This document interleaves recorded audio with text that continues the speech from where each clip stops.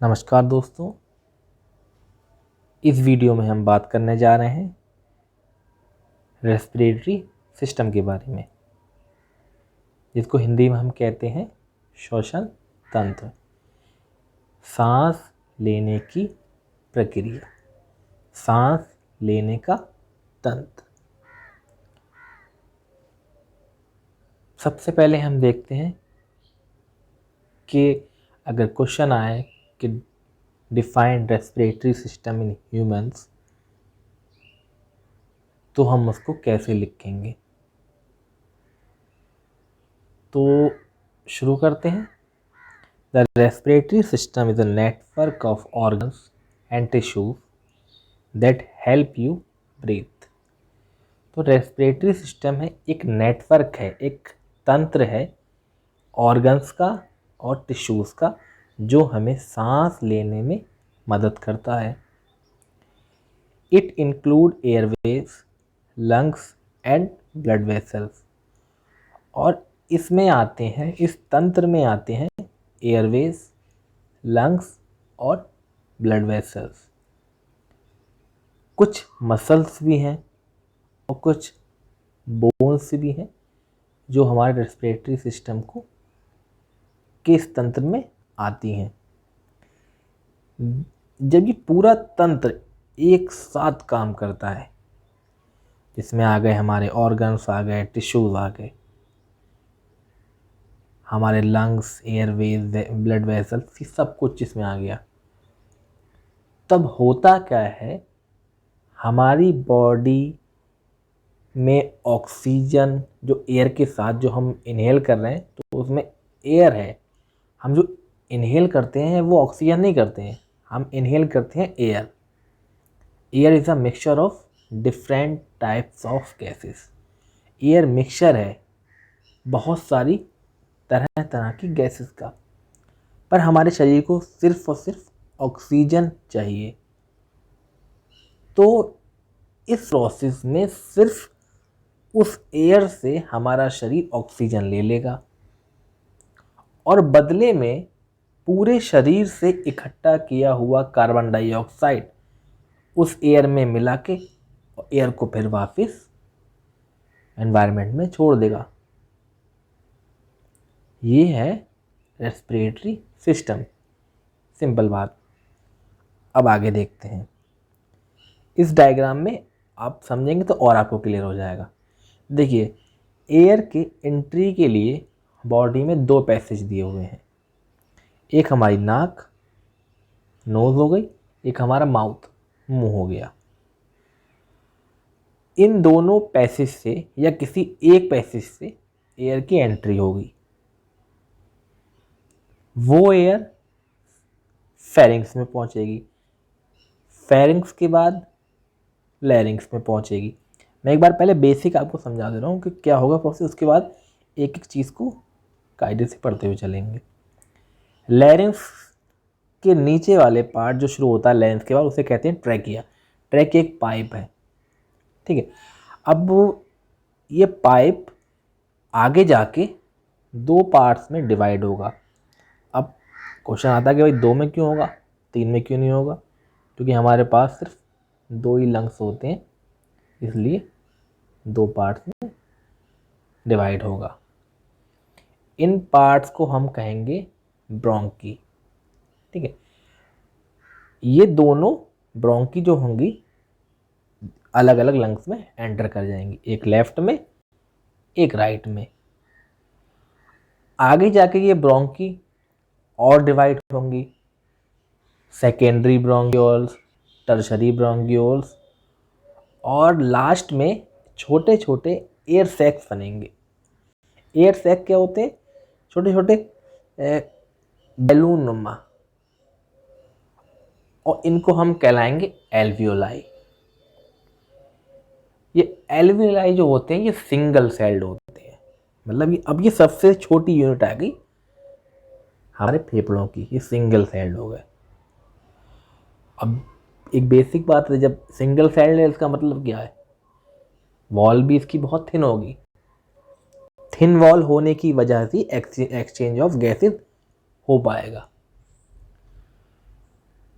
अब इस thin wall की वजह से क्या होगा कि हमारी पूरी बॉडी में एक नेटवर्क बना हुआ है वेन्स का और आर्टरीज का। वेन्स में फ्लो करता है इम्प्योर ब्लड, आर्टरीज में फ्लो करता है प्योर ब्लड। अब इम्प्योर और प्योर को समझ लेते हैं। इम्प्योर का मतलब होता है जिस ब्लड के अंदर कार्बन डाइऑक्साइड की मात्रा ज़्यादा है,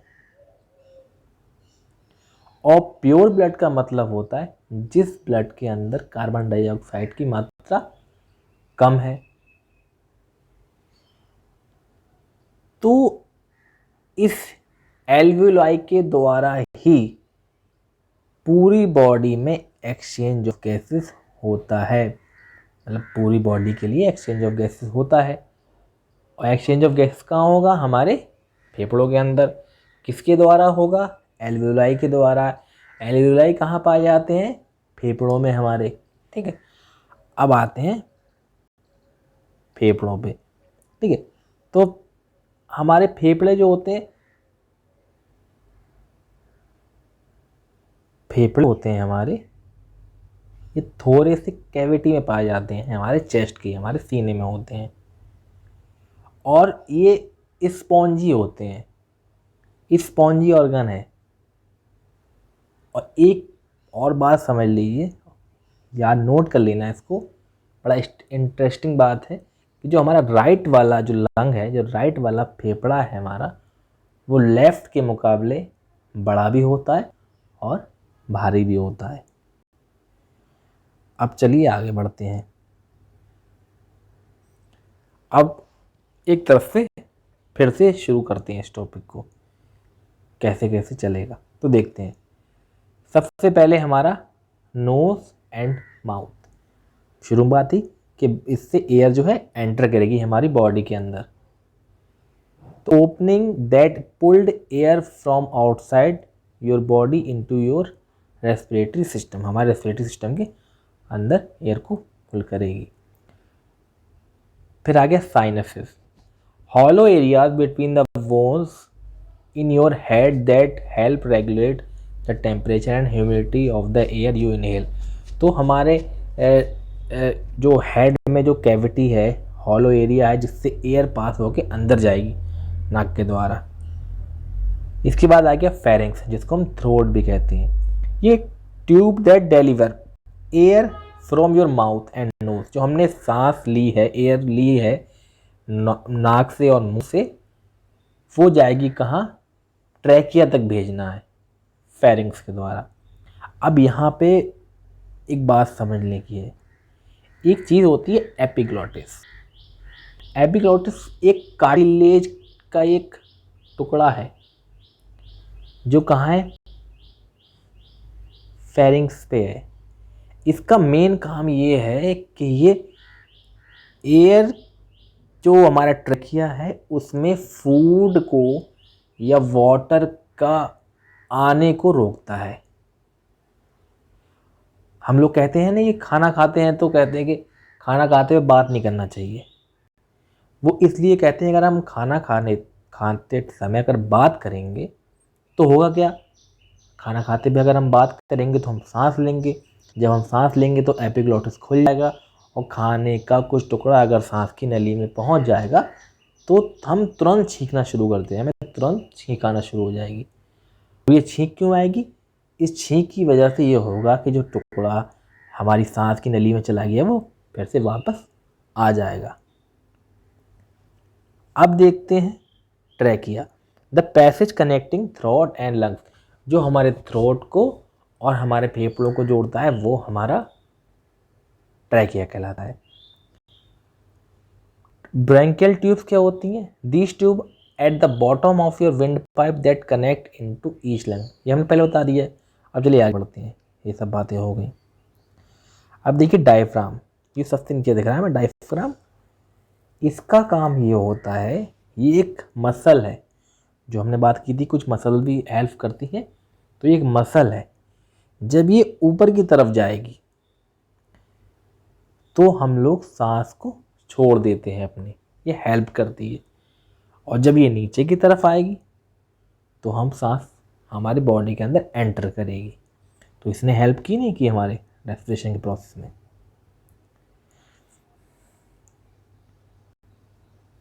और हमारे रिब केज, जो हमारा रिब केज है, ये भी तो हमारे रेस्पिरेटरी सिस्टम में हेल्प करता है।